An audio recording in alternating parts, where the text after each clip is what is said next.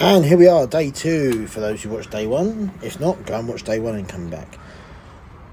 It's a much drier start to the day than yesterday. Yesterday was quite damp to start. There's far more activity on site, especially from the 16mm and gauge 1 tracks.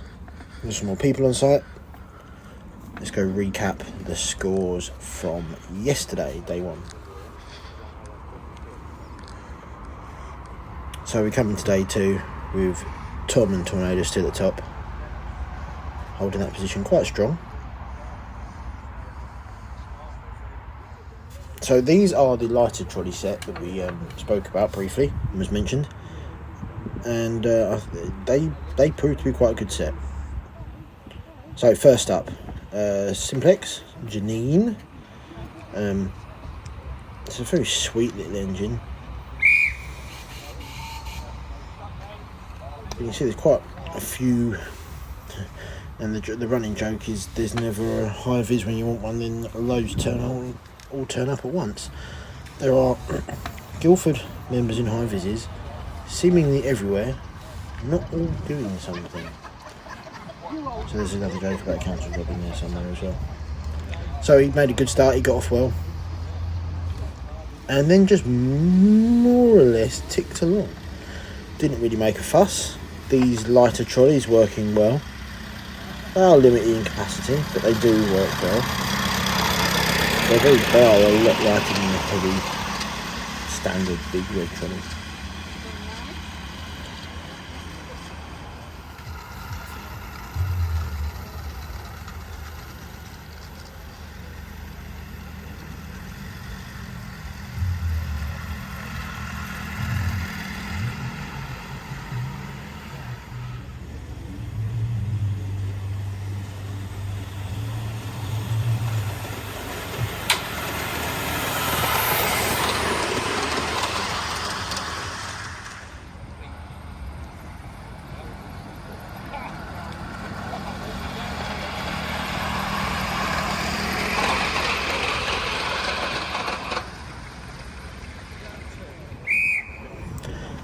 Second to go was Robert Hurst with his 7F.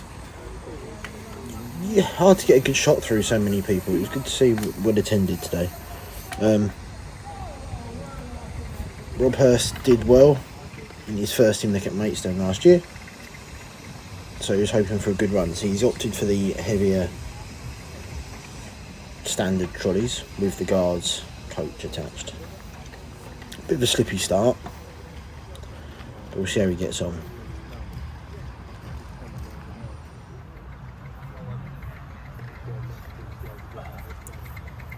Tiptoeing his way, quite a bit of wheel slip, but steady.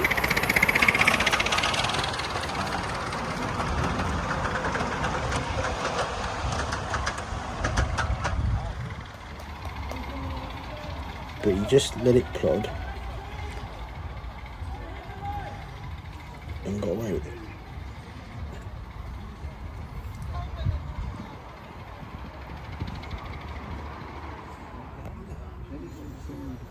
Unfortunately, he did have to stop, set back and go again. This is him resuming. I can't remember if he dropped some passengers. He may well have done at this stage. When we see the final scores, we'll go over who dropped what and where and do a proper little review rundown. Then once he'd sorted his load and got himself away again, he had a good run. He did well.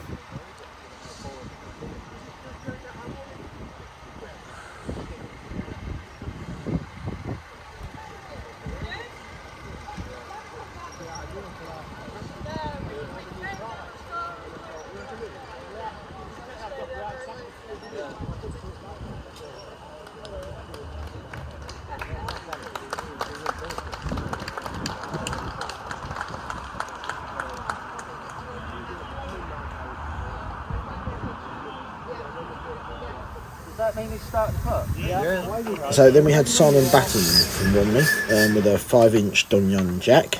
Not very rarely see these about. 0607 tank with the outside valve strips valve gear. It's a sweet little thing. Sounds beautiful, notches up well, and it never really puts a foot wrong. Again, we're on board, so there won't be the variety of round the place shots. He gets away well. He's got the observer and 3 passengers. Me in the middle, and in front of the second lighter trolleys. Rolled on for the lighter set. He's doing well, steady. A steady first lap, holding. A little bit skittish in there, but doing well. And now we're into the horrible climb to the top bridge. Initially holds it well, but does begin to slow.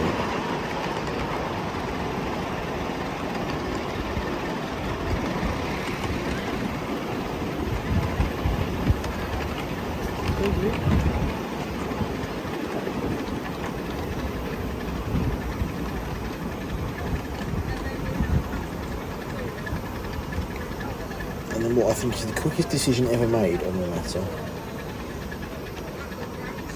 as he creeps up towards the bridge, he's almost made the top of the hill, when he does just slip to a stand. Right, 2 off, please. For by the quickest call to dump 2 off I've ever come across. Anyway, I stayed on, as he wasn't an even load across the trolleys.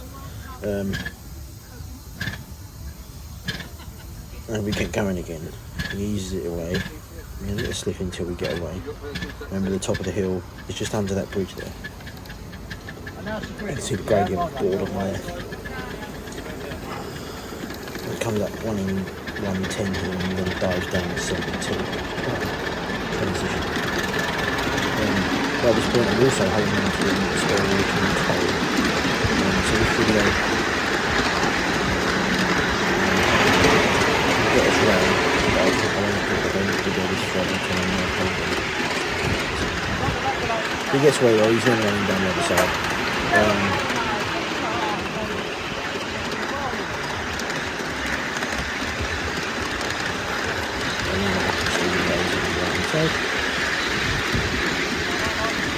Gardens and great from the Healey that didn't produce the 11.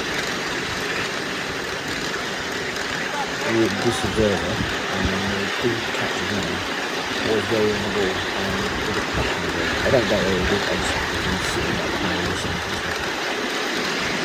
Into the hard, up to right, up to the start, stop.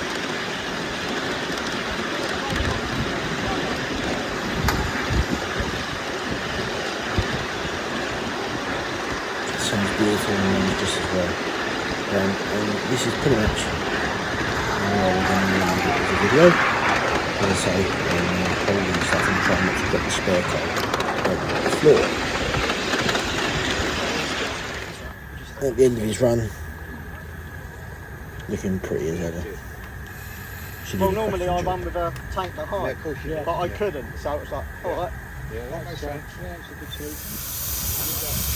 Then we had Roger with his A4 Wild Swan from Chesterfield.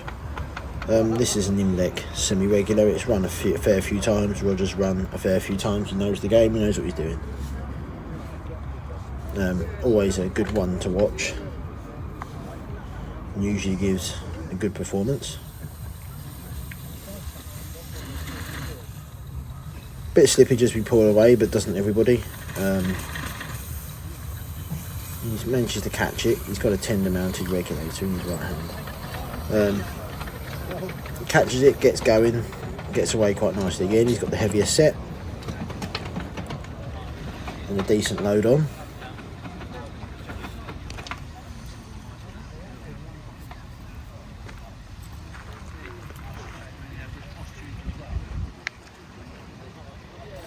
And quite quickly seems to get into his stride, as we shall see with this long shot. Here we go. So it should come out from around the bays, passing over the bendy beam and under the bridge to the start of the main climb up.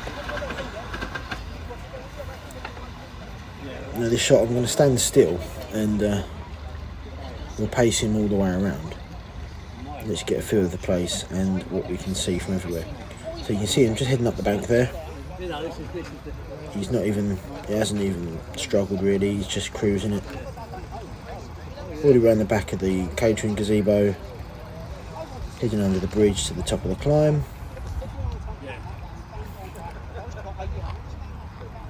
Now he's into the steep descent, hitting the tunnel. Really a good pace for a first lap. He got off and got going well. Down through the proper station on site.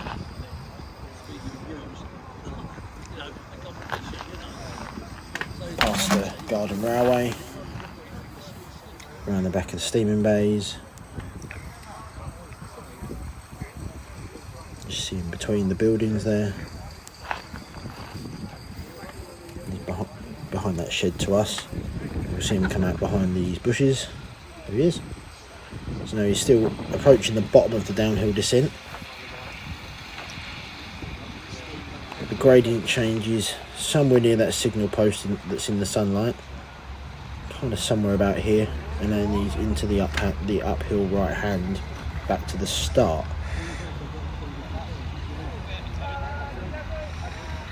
Again, it's a strong showing. He's for a first lap. It's a quick first lap. He got away and flew quite well, and he's still pacing quite well. There may have been some slippage, but if there was, he caught it and controlled it. Down in the slight reprieve from the climb, the little downhill section, into the inside loop around the steaming bays, just between the buildings again. And then back round to where we picked him up. Seemingly on for a flyer.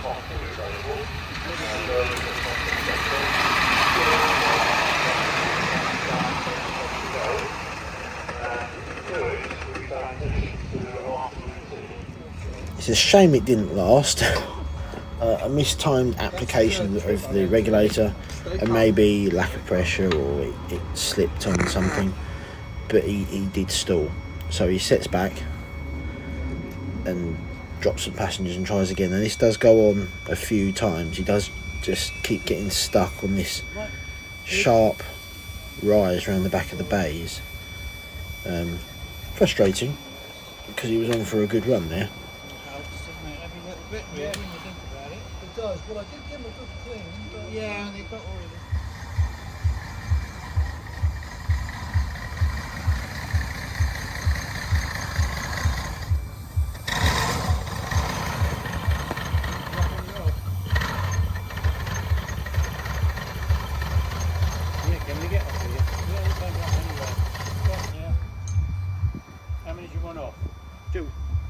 Two off, please.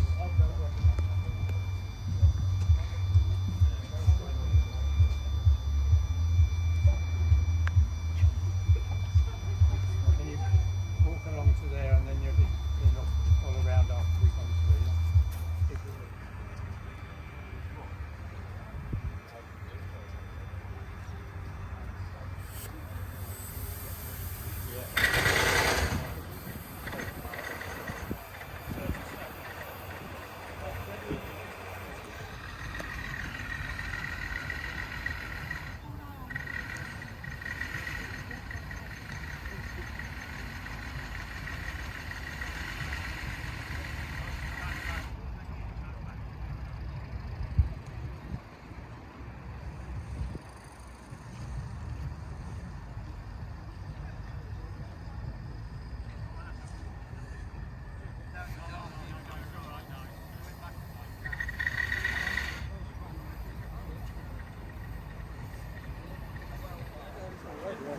And now for a 3.5. Looks like a 5-inch. A 3.5 Hunslet Lilla, narrow gauge. So it's a much bigger engine than would appear the little slate wagon tender behind. We shall see more of what this does later on. He's got the light pair, and from my point of view, this is interesting because this is one of two engines that I'm probably comparable to. Yes, this is 3.5, but it is an 040 saddle tank of probably similar-ish proportions to Trojan. So I was watching this one quite intently. Load, driving, wheel slippage, all that kind of malarkey. Gets away well, no surprises there. These Windsor engines generally go quite well. The Windsors are a regular, almost every year, if not every year, entrant to the IMLEC competition.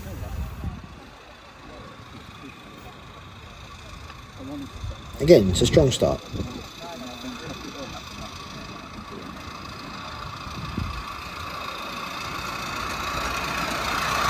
And to me, this load looks about right for possibly me and Trojan as well. So I'm thinking, bear in mind recording this on the Saturday night, I'm thinking I'll do the same. So yes, he's just, that little tender has just derailed. It could probably done another house brick in it, in any terms you like. Lump of lead, some more weight. It did seem on the light side, especially to be riding in between an engine and train. This caused him an issue on a few occasions. I think I counted 3, might have been 4 times this little truck derailed. And unfortunately that did put a big dent in his run, although that, notwithstanding, it was a good run. George did well.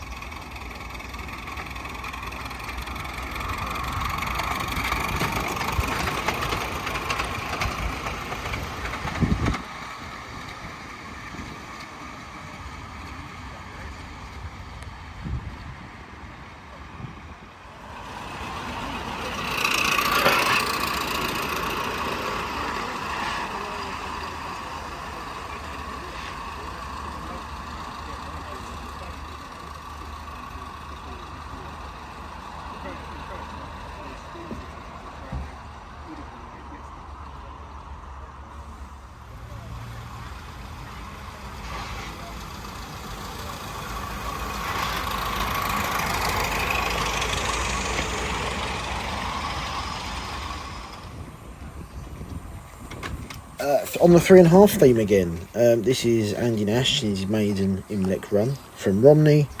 He's also heavily involved in the Romney Hive and Dim Church, and quite proud of the Romney roots, hence this 1934, I think 34, yeah, 34 built 3.5 A1 is now running in a Romney livery, and very much suits it too.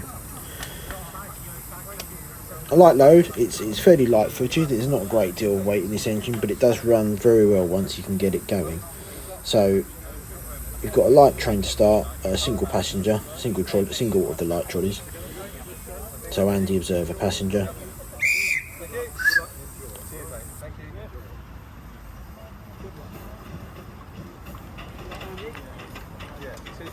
And gets away Nice one. quite well.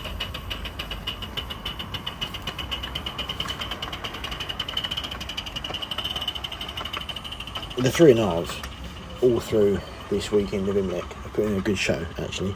It was nice to see, I think it's 6 in total, 3.5 entries, from what can sometimes be like 2. Having 6 was a good showing, and they all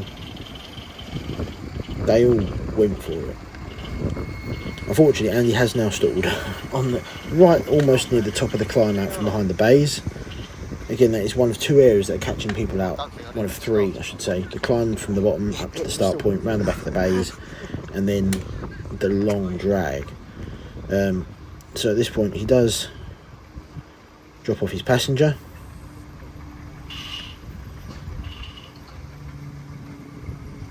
At some point. Promise.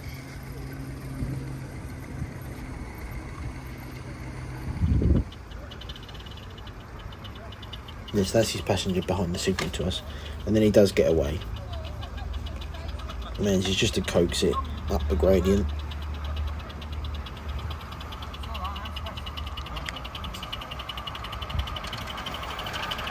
What is now probably the minimal train you can get going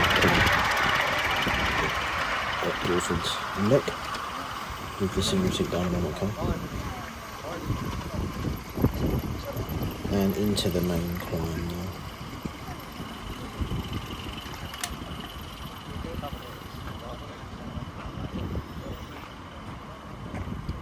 now. After that initial step, he does keep a good pace. He does keep it moving.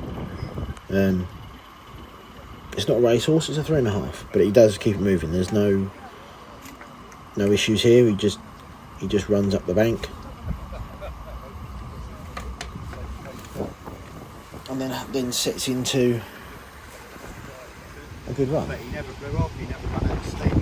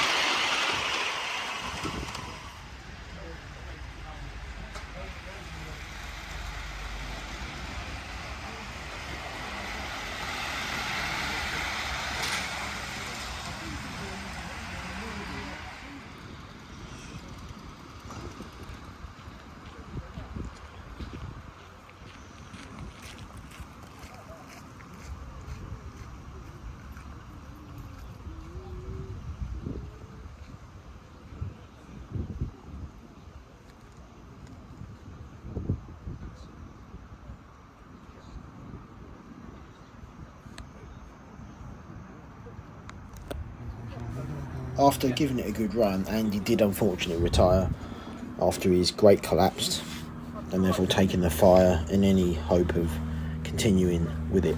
It's a shame. It's Andy's maiden run, and for a maiden run on a light footed 3.5 on a challenging track, I think he did quite well. No shame there. I then missed the start of the next run, which was this 3.5 bullied ugly duckling. He had a lot of struggle for this. It was wheel spinning. But after dropping his passenger, he did then manage to get round and put in some good laps. Slow laps, granted, but some good laps.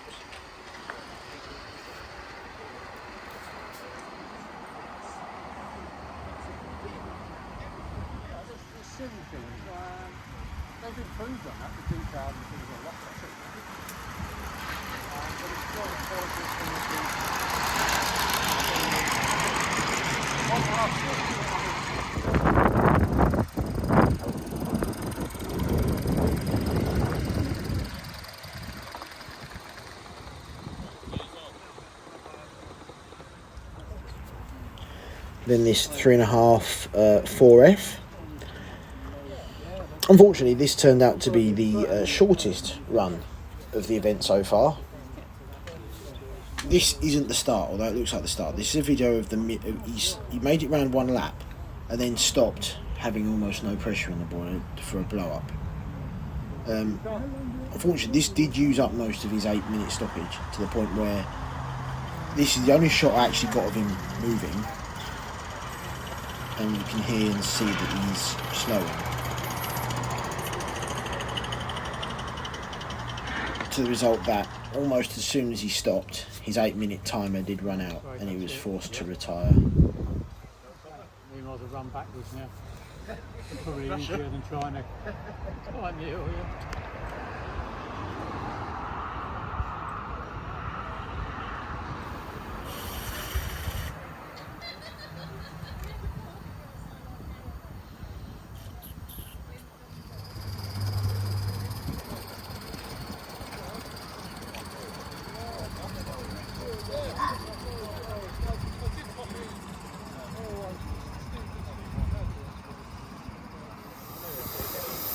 Back to the 5-inch. This is Andy Healey running Apollo, 5-inch gauge Britannia, formerly Carl's from Gravesend.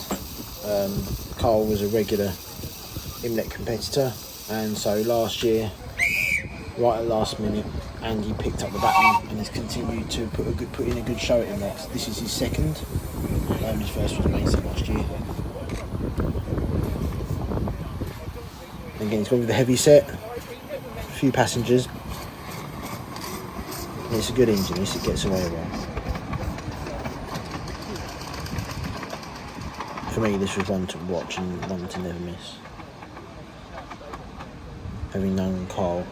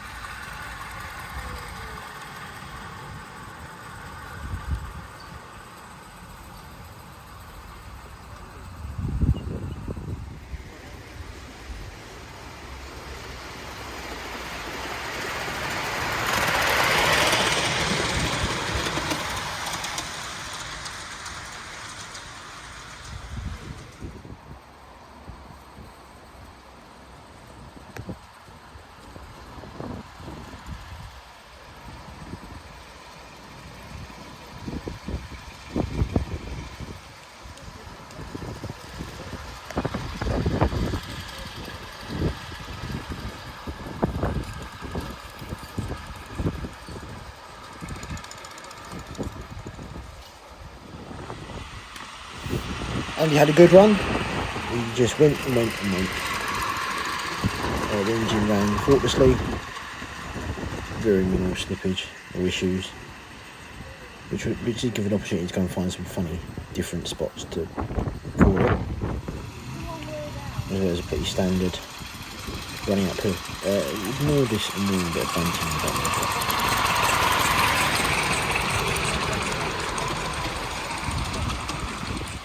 And so, then on to Alan Crossfield's immaculately built and presented Patriot.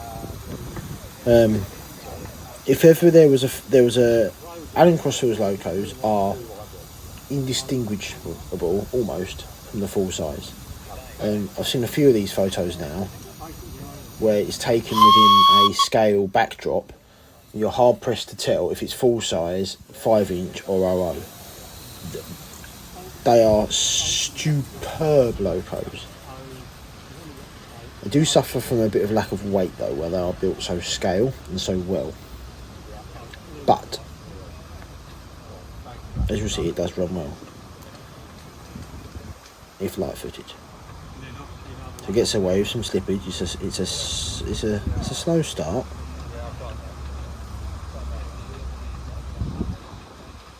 Alan Crossfield, but Alan knows the game. He's a well-seasoned IMLECer in one form or another, whether it be entrant, organiser, spectator, judge. Alan is a regular IMLEC person.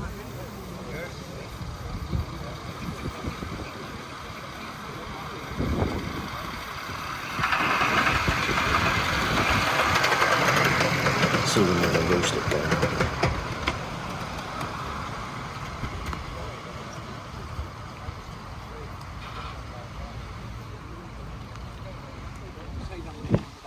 And then he was going backwards. He kind of surprised us how far in reverse he went. He was expecting him to stop sort of here, but no, he kept going. He did take a quite a decent run up at this, but it paid off. Now I can't say if it was a good thing for his score. I'm going to assume it probably wasn't. But it did enable him to then go and have a good rest of the run. It certainly gave him the momentum he needed to get round. And then, as we'll see, after he got round once, he then continued to keep getting round. It was just getting round the first time proved the issue.